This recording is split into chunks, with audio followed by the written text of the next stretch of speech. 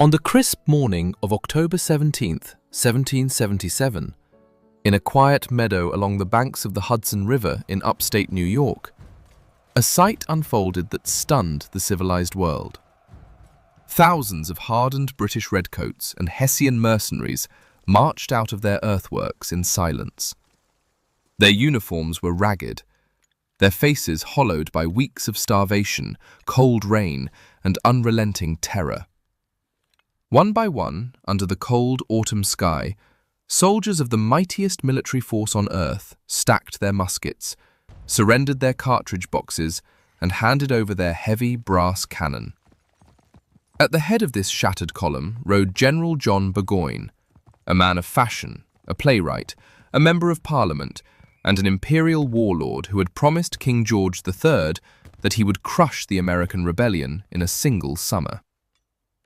Standing opposite him was American General Horatio Gates, wearing a plain blue officer's coat. As Burgoyne unbuckled his gilded sword and presented it to his captor, the silence of the wilderness was broken only by the rustle of fallen oak leaves. On that single October day, Britain did not merely lose a tactical engagement. Britain lost an entire field army. More than 5,000 men, dozens of artillery pieces, thousands of firearms, and the unshakable myth of imperial invincibility. It was a military disaster without precedent in modern British history. News of the surrender would radiate outward across the Atlantic, sending shock waves through the marble halls of London, setting off wild celebrations in Philadelphia, and convincing the court of King Louis XVI in Versailles that the American cause was not a doomed colonial riot, but the birth of a sovereign republic. Yet the road to Saratoga was not paved in a single day of battle. It was the climax of a deeply flawed campaign, marked by staggering arrogance, unimaginable wilderness suffering, horrific bloodshed, and a catastrophic failure of grand strategy.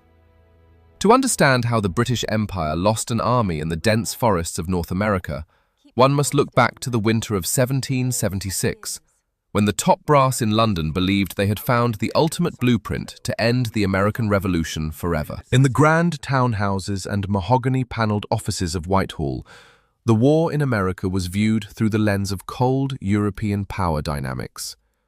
Lord George Germain, the British Secretary of State for the Colonies, sat over sprawling maps of the New World, searching for a lethal strike. The rebellion had dragged into its second year. Though Sir William Howe had captured New York City and driven George Washington's Continental Army across New Jersey, the Americans refused to lie down and die. Washington's daring winter counterstrokes at Trenton and Princeton had proven that the rebels possessed a dangerous resilience.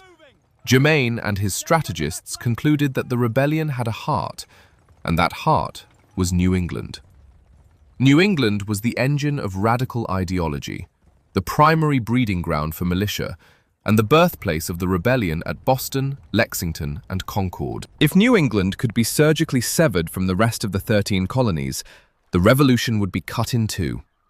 Starved of New England's manpower and supplies, the southern and middle colonies would inevitably collapse back under the Crown's authority.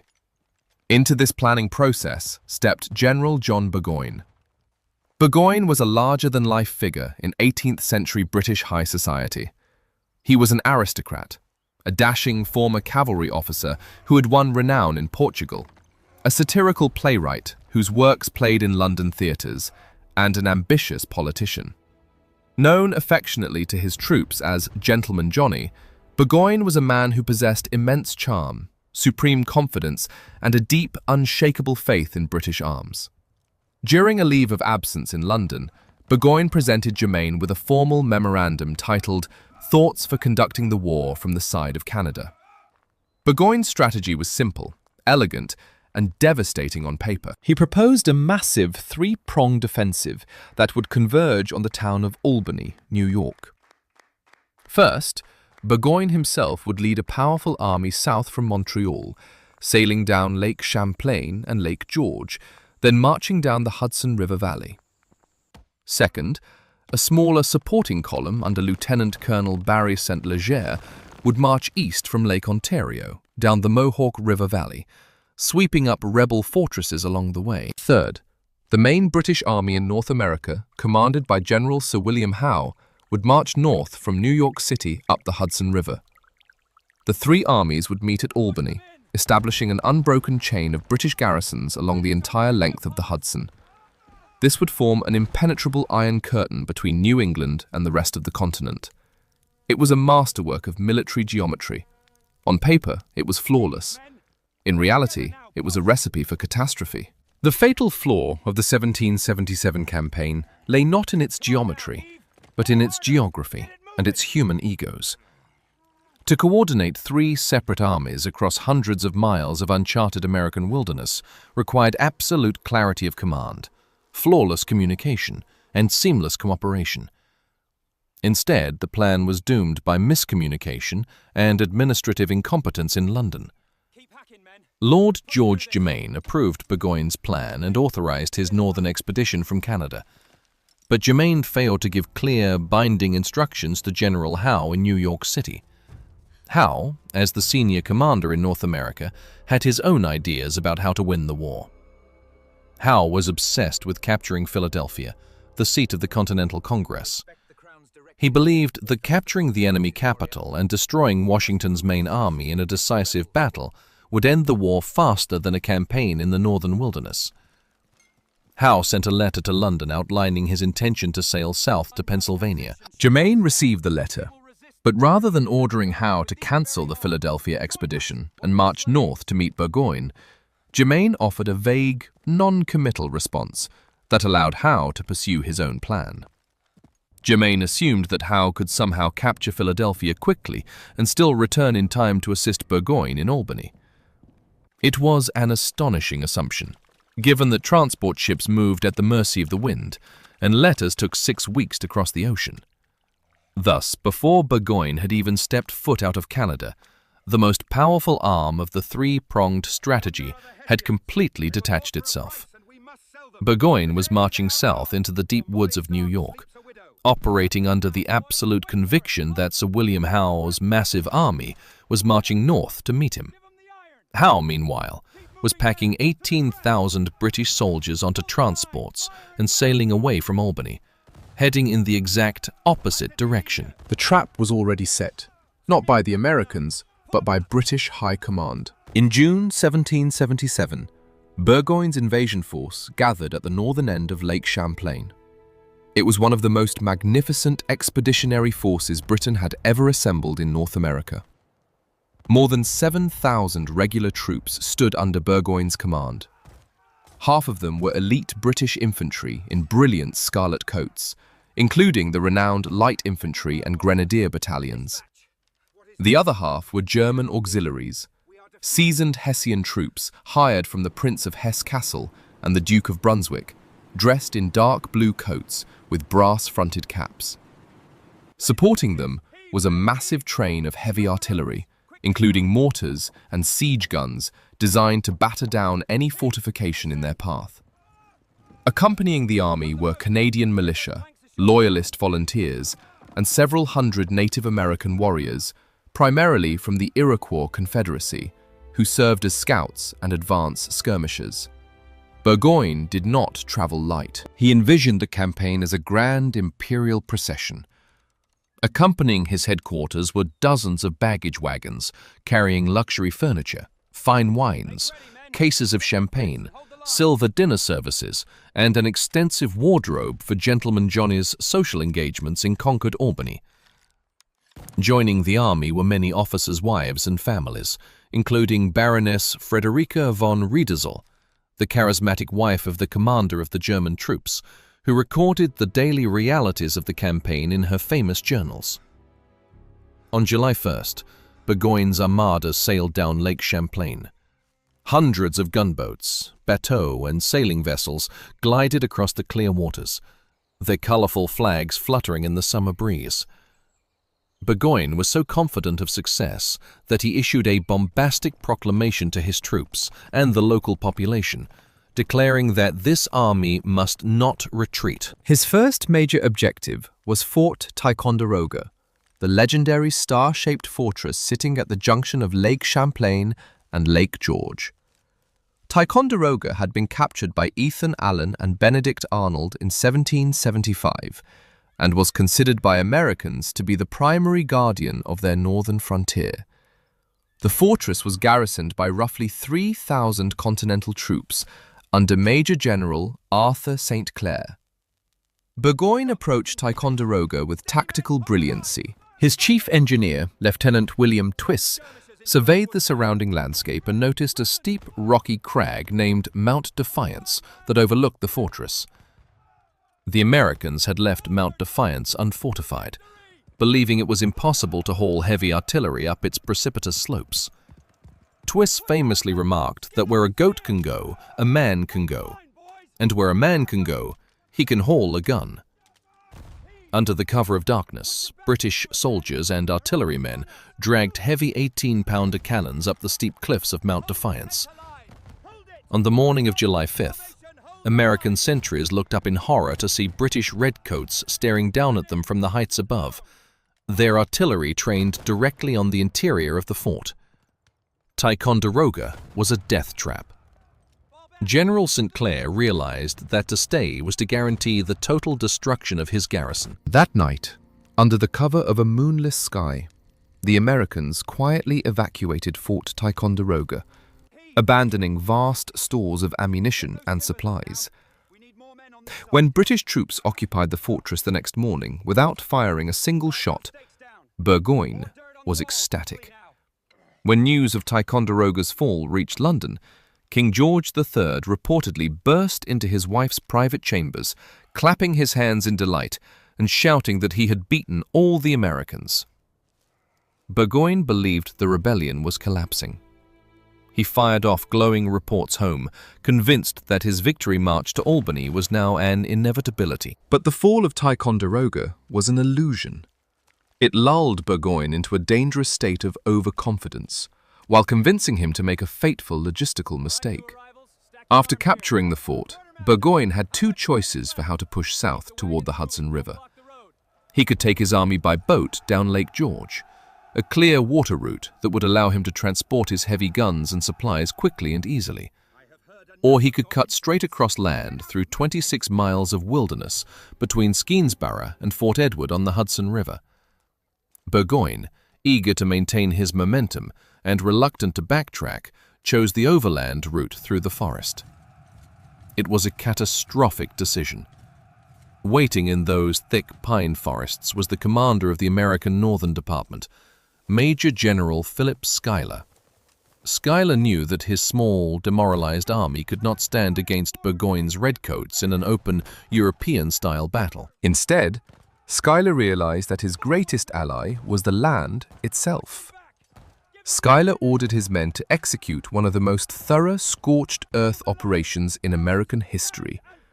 For miles in every direction, American axemen felled thousands of massive virgin pine and hemlock trees directly across the narrow dirt trails, creating impenetrable timber barricades. They destroyed every wooden bridge, dammed natural creeks to flood low-lying ground into knee-deep mud, burned every standing crop, drove off all cattle, and poisoned or destroyed local water wells. What Burgoyne thought would be a swift march turned into a living hell of engineering and logistics. The British Army did not march. It chopped, dug, and hauled its way through a green wall of dense forest. To advance just one single mile required clearing dozens of massive trees, constructing log corduroy roads over swamplands, and rebuilding wooden bridges across raging streams. Burgoyne's heavy artillery, luxury baggage train, and supply wagons sank to their axles in thick black mud. The summer sun beat down with suffocating heat, and black flies and mosquitoes swarmed the exhausted men in endless clouds. Rations began to spoil. Horses collapsed from heat exhaustion and lack of fodder, and the heavy wool uniforms of the British and Hessian soldiers rotted on their bodies. What should have taken 2 or 3 days took nearly a month. Between July 10th and July 29th, Burgoyne's army advanced at an agonizing pace of barely a mile a day. While Burgoyne's men were bleeding themselves dry, simply trying to move forward, Schuyler's strategic retreat gave the Americans precious time to recover, regroup, and gather reinforcements. As Burgoyne's army slowly dragged itself toward the Hudson River, two events occurred in late July and early August that dramatically altered the strategic and psychological landscape of the campaign. The first was a human tragedy that became a monumental political weapon. On July 27th, a young Loyalist woman named Jane McCrae was abducted from her home near Fort Edward and murdered by Native American scouts attached to Burgoyne's advance guard. McCrae was engaged to a Loyalist officer serving in Burgoyne's army, and her death sent shockwaves of horror through the region. Burgoyne was deeply disturbed by the murder, but he faced an agonizing dilemma. If he executed the native warrior responsible, he risked alienating his Native American allies, who would abandon his army and leave him blind in the wilderness. Burgoyne chose to reprimand the warrior rather than execute him. The response was immediate. Most of his native allies deserted anyway, stripping Burgoyne of his primary reconnaissance asset. More importantly, American commanders seized upon Jane McCrae's death for revolutionary propaganda. Horatio Gates, who soon replaced Philip Schuyler as commander of the Northern Department, published sensationalized accounts of the murder that spread across the country. The message to the American public was clear and terrifying. Burgoyne's forces were slaughtering innocent women, and even being loyal to the king would not save you. Across New England and New York, thousands of colonial militiamen who had previously remained neutral or hesitant picked up their hunting rifles and marched to join the Continental Army. Burgoyne was no longer marching against a dying rebellion. He was rousing a fierce, armed populace. By mid-August, Burgoyne's supply situation had become critical. His supply lines, stretching back to Canada, were frayed and vulnerable, and his men were running dangerously short of food, horses, and draft animals. Burgoyne received intelligence that the rebels had established a large supply depot at Bennington, in modern-day Vermont, guarded only by raw militia. Burgoyne decided to send a foraging expedition to seize the horses, cattle, and provisions. He selected a force of roughly 800 men, primarily Hessian dragoons under Lieutenant Colonel Friedrich Baum. It was an astonishingly poor choice of troops for a wilderness raid. The Hessian dragoons were heavy cavalrymen who had left their horses in Europe. They were forced to march on foot through thick mud, wearing heavy leather boots, thick blue wool coats, massive brass helmets, and carrying heavy, unwieldy broadswords. They moved at a snail's pace. On August 16th, as Baum's force approached Bennington, they were met not by disorganized local farmers, but by a formidable force of nearly 2,000 New England militiamen under Brigadier General John Stark. Stark, a veteran of the French and Indian War and Trenton, rallied his men with famous words, telling them that their enemies were before them and that they would defeat them, or Molly Stark would sleep a widow. Stark executed a brilliant double-enveloping maneuver, surrounding Baum's force on a heavily wooded hill. The battle was intense and bloody. Baum's heavy dragoons fought bravely with their swords when their ammunition ran out, but they were cut to pieces. A British relief column sent under Colonel Heinrich von Breymann arrived too late and was also mauled and driven back. In a single afternoon at the Battle of Bennington, Burgoyne lost nearly 1,000 irreplaceable men, along with vital arms and artillery. Shortly after the disaster at Bennington, news arrived of an equally fatal collapse on his western flank. Lieutenant Colonel Barry St. Leger's column, which was supposed to be sweeping down the Mohawk Valley, had been halted at Fort Stanwix. American militia under Nicholas Herkimer had fought St. Leger's forces to a standstill in the horrific, blood-soaked ravine of Oriskany. Soon after, American General Benedict Arnold led a relief column toward Fort Stanwix. Arnold used clever psychological warfare, sending a local loyalist to spread inflated rumors that a massive American army was approaching. Terrified by the prospect of being overwhelmed, St. Leger's native allies panicked and deserted, forcing St. Leger to abandon his artillery and retreat back to Canada. The grand three-pronged strategic strategy was officially dead. Saint-Léger was gone. Howe was in Pennsylvania. Burgoyne was alone, stranded in the middle of a hostile wilderness with a shrinking, hungry army facing a rapidly growing American force. Burgoyne now stood at the ultimate crossroads of his military career. He had reached the eastern bank of the Hudson River near Saratoga. His options were clear.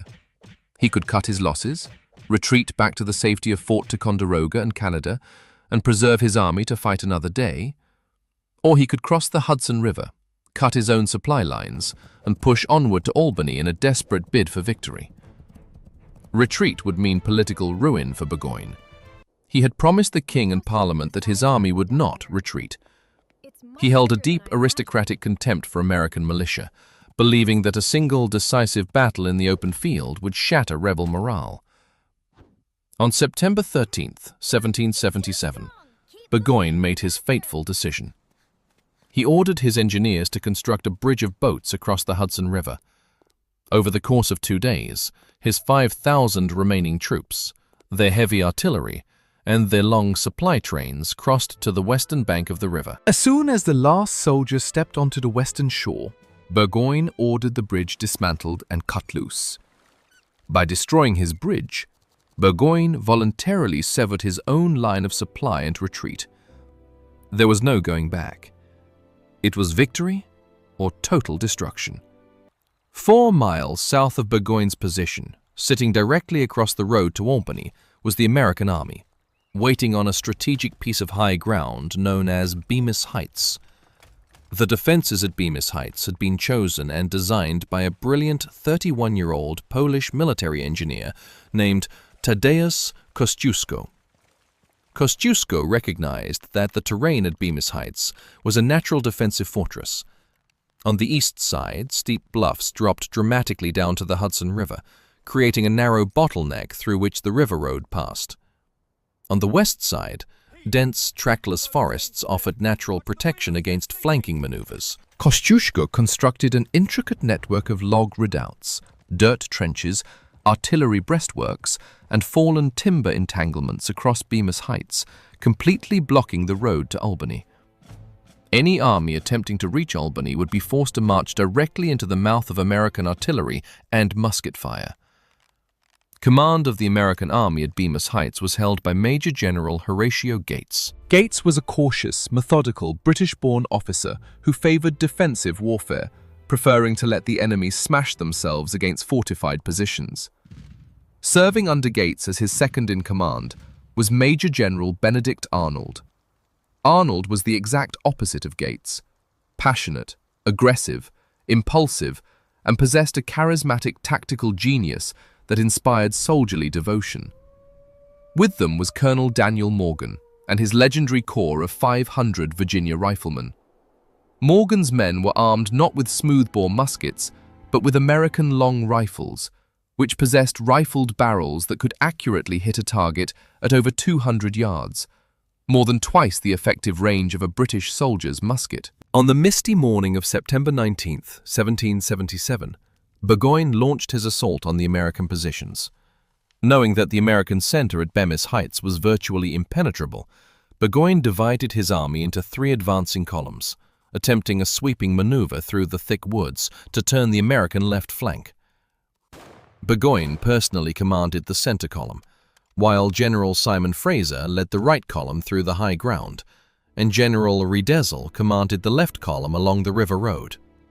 As the British advance was detected, Benedict Arnold immediately recognized Burgoyne's plan.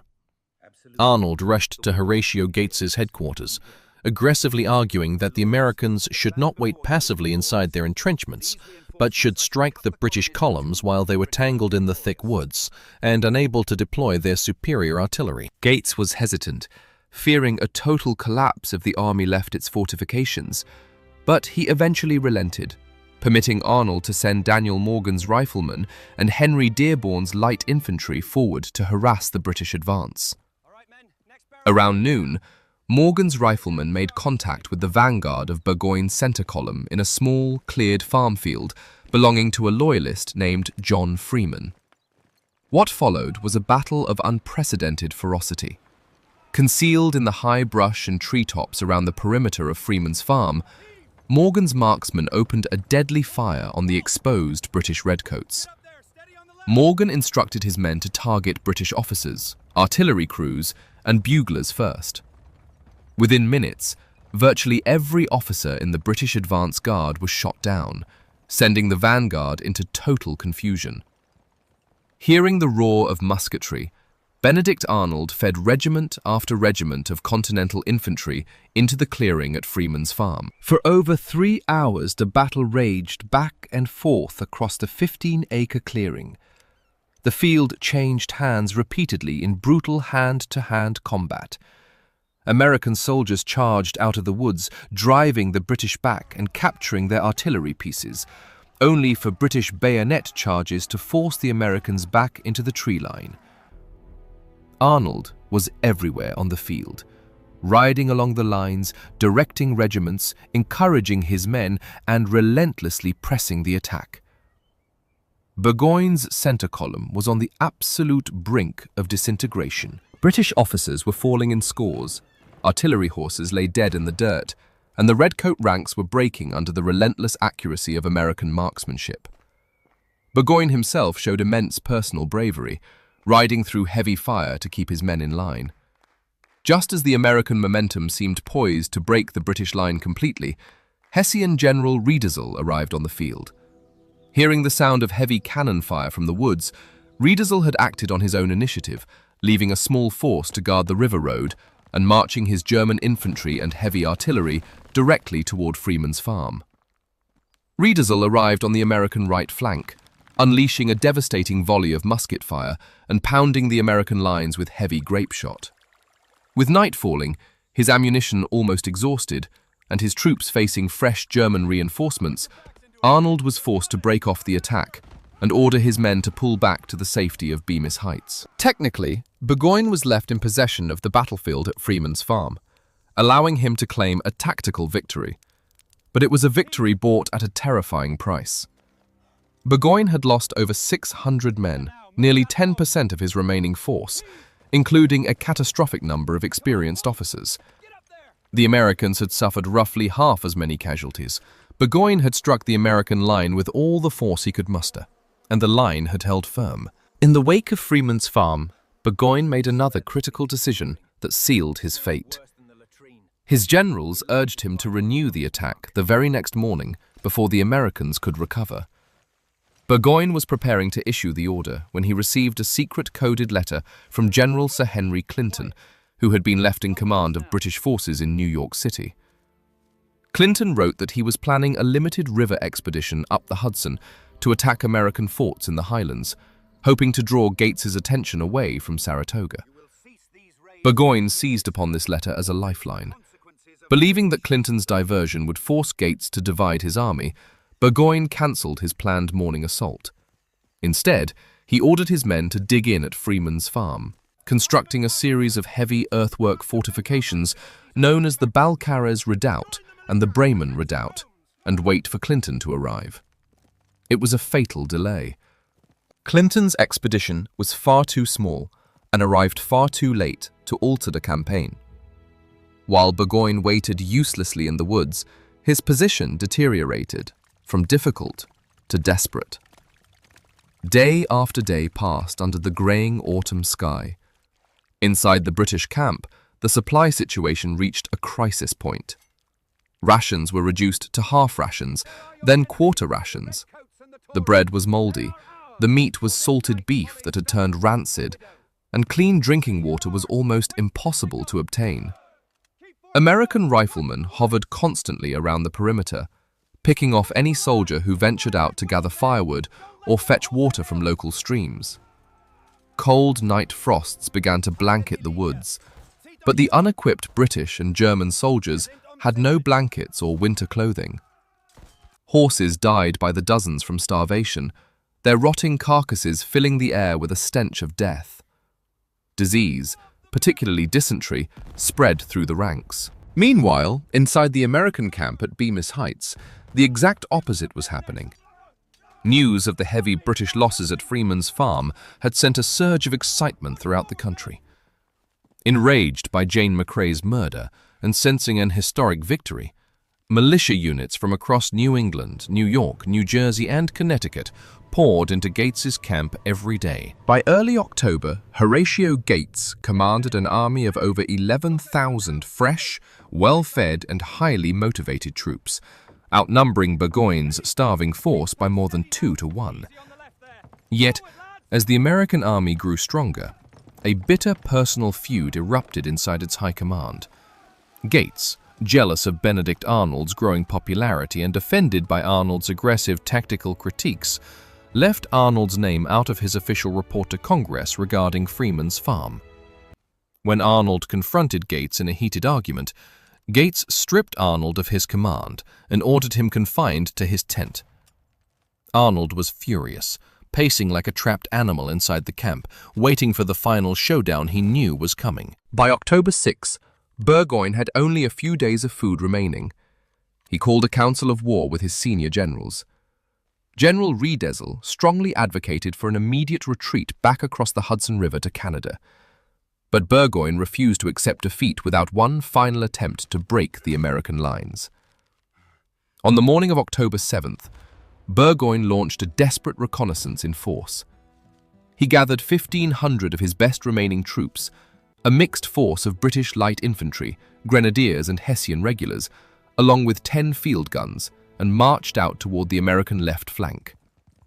Their goal was to probe the American defenses, forage for wheat in local fields, and see if a breakthrough was possible. Burgoyne's column deployed in a line across a broad wheat field near Freeman's Farm. American sentries quickly reported the British advance to Horatio Gates. Gates turned to his officers and gave a famous, simple command to order out Morgan's corps to check the advance. The Battle of Bemis Heights, also known as the Second Battle of Saratoga, began with explosive violence. Daniel Morgan's riflemen swept around the British right flank, pouring a lethal fire into the British light infantry. Simultaneously, Enoch Poor's brigade charged the British left flank, engaging the Redcoat Grenadiers in a point-blank musket duel. Ebenezer Learned's brigade slammed into the German infantry holding the center. The 1,500 British and German troops were overwhelmingly outnumbered and surrounded on 3 sides. The British line began to falter under the tremendous volume of American fire. Seeing his line collapsing, British General Simon Fraser, one of the most beloved and capable officers in the army, rode along the front line on his grey horse, rallying his men and directing a brave defense. From the tree line, Daniel Morgan saw Fraser holding the British line together. Morgan called over one of his finest marksmen, a young rifleman named Timothy Murphy, and pointed to Fraser.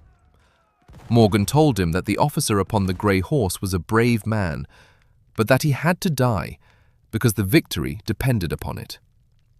Murphy climbed a nearby oak tree, rested his long rifle on a branch, and took careful aim. He fired 3 shots. The 3rd bullet struck General Fraser through the abdomen. Fraser fell from his saddle, mortally wounded. As news of Fraser's fall spread through the ranks, the British line disintegrated into a frantic retreat back toward their fortified earthworks. Back at Bemis Heights, Benedict Arnold heard the thunder of battle. Confined to his tent without command, Arnold could no longer restrain his warrior spirit. He leaped onto his dark horse, drew his sword, and galloped straight onto the battlefield to the deafening cheers of the American troops. Gates sent an aide-de-camp to order Arnold back, but Arnold rode too fast to be caught. Arriving at the front, Arnold took informal command of the advancing American brigades. Dressed in his officer's uniform, waving his sword in the air, Arnold led a ferocious charge against the main British stronghold, the Balcarres Redoubt. The Balcarres Redoubt was a formidable earthwork, defended by heavy timber log walls and intense musket fire. The American assault was repulsed with heavy losses. Realizing that a frontal attack on the Balcarres Redoubt was too costly, Arnold immediately pivoted his horse and galloped across the battlefield through heavy crossfire to the far British right flank, where the Bremen Redoubt stood. The Bremen Redoubt was held by a smaller force of Hessian troops under Lieutenant Colonel von Bremen. Arnold rallied Lernen's brigade and led a fanatical charge straight over the earthen ramparts of the redoubt. The Hessian defenders fought bravely, but they were overwhelmed by the rage of the American assault. Colonel von Bremen was shot and killed by his own men in the chaos. As the Hessian garrison broke and fled, Arnold's horse was shot out from under him. As the horse fell, a wounded German soldier fired a final musket shot at Arnold from point-blank range. The bullet struck Arnold in his left leg, the exact same leg that had been shattered during his heroic assault on Quebec 2 years earlier, shattering his bone and pinning him beneath his dead horse. When American soldiers rushed to his side to help him, an officer asked if he was badly hurt. Arnold famously replied that he wished it had been his heart. The Bremen Redoubt had fallen. The entry key to Burgoyne's entire defensive position was now in American hands. Burgoyne's right flank was completely exposed, his army's position untenable, and night fell over a battlefield littered with the dead and dying. Under the cover of darkness, on October 8th, Burgoyne ordered his army to evacuate their positions at Freeman's Farm and begin a retreat north toward the town of Saratoga, modern-day Schuylerville. But the retreat was an agonizing nightmare. A torrent of cold, torrential rain turned the dirt roads into a knee-deep quagmire of thick mud. Exhausted, freezing, and starving, the soldiers struggled to haul their remaining supply wagons and artillery pieces. Burgoyne was forced to abandon his heavy baggage and many of his wounded men along the road. The Americans pursued relentlessly. While Gates pressed Burgoyne's rear guard, other American detachments crossed the Hudson River and established positions on the eastern bank, completely blocking any possibility of a British crossing. Additional American militia swept around to the north, cutting off the road to Fort Ticonderoga. By October 10th, Burgoyne had reached Saratoga, but he was completely surrounded. More than 15,000 American soldiers had formed an unbroken ring of iron around his 4,500 remaining troops. Burgoyne's men were trapped on a small rise of ground near the Hudson River. American artillery batteries positioned on surrounding hills pounded the British camp night and day. Musket balls swept through the camp continuously, making it impossible for officers or men to stand upright without risking their lives. Food was completely gone. Water could only be retrieved by brave women and camp followers who ran down to the river under heavy fire, as American riflemen refused to shoot at women. Inside a small wooden house in the center of the camp, Baroness von Riedesel huddled in the cellar with her young children and wounded officers, while cannonballs crashed through the roof above. On October 13th, Burgoyne called his final council of war. He laid out the grim realities to his officers. They were out of food, out of water, surrounded by an army 4 times their size, and no relief was coming from Sir Henry Clinton. His generals unanimously agreed that further resistance was impossible and would only lead to the total massacre of the army. Burgoyne sent a flag of truce to Horatio Gates, opening negotiations for capitulation.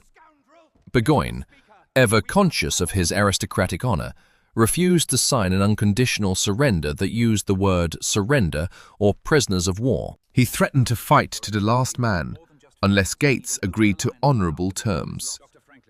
Gates, eager to secure the surrender quickly before any potential British reinforcements from New York City could arrive, agreed to Burgoyne's conditions. The resulting agreement was titled the Convention of Saratoga. Under its terms, Burgoyne's army would march out of their camp with the full honors of war, lay down their arms near the Hudson River, and be marched to Boston, where they would be transported back to Great Britain on the strict condition that they would never again serve in North America during the war. On the clear, crisp autumn morning of October 17th, 1777, the historic climax occurred. The surviving soldiers of Burgoyne's Grand Army, over 5,000 British, German, and Loyalist troops, marched out of their camp in silence. Their regimental flags were furled and wrapped in canvas. Along the meadow near the Fishkill Creek, the soldiers systematically stacked their muskets, unbuckled their cartridge boxes, and surrendered their artillery pieces. Burgoyne, arrayed in his finest crimson and gold general's uniform, rode forward to meet Horatio Gates, who wore a modest, unadorned blue coat. Burgoyne drew his sword, bowed deeply, and presented the hilt to Gates, declaring that the fortune of war had made him his prisoner. Gates accepted the sword, bowed in return, and immediately handed it back to Burgoyne, inviting the fallen general to his marquee for a formal dinner. As the British soldiers marched past, American bands played popular tunes of the era. On that quiet meadow, an entire British army had ceased to exist. The surrender at Saratoga sent a seismic shockwave across the entire Atlantic world, fundamentally changing the trajectory of human history. When news of the disaster reached London in December 1777, the British Parliament was plunged into unprecedented chaos, anger, and grief. Lord North, the British Prime Minister, reportedly burst into tears and paced his chambers in despair. Opposition leaders in Parliament openly demanded an end to the war, arguing that if an entire British army could be captured in the wilderness, the American colonies could never be conquered by force. For the first time, King George III and his ministers were forced to confront the terrifying reality that they might lose their American empire. In Paris, news of Saratoga arrived like a bolt of lightning. For nearly 2 years, Benjamin Franklin had been residing in France as the representative of the Continental Congress, tirelessly negotiating with the court of King Louis XVI to secure an official military alliance. France had been secretly providing money, weapons, and gunpowder to the Americans, but Louis XVI was unwilling to enter an open war against Great Britain without proof that the American rebels could actually win. Saratoga provided that definitive proof. It demonstrated that the Americans possessed the military capability to defeat a major British field army in a full-scale campaign. On February 6, 1778, in Paris, Benjamin Franklin and French Foreign Minister Comte de Vergennes signed the Treaty of Amity and Commerce and the Treaty of Alliance. France officially recognized the independence of the United States of America and pledged its full military, naval, and financial power to the American cause. Soon after, Spain and the Dutch Republic joined the conflict against Great Britain. What had begun as an isolated colonial rebellion in the woods of North America transformed overnight into a global world war. Great Britain found itself completely isolated, fighting for its life on multiple fronts across the globe, defending its sugar islands in the Caribbean, its fortresses in the Mediterranean, its possessions in India, and even its own homeland against the threat of a Franco-Spanish naval invasion.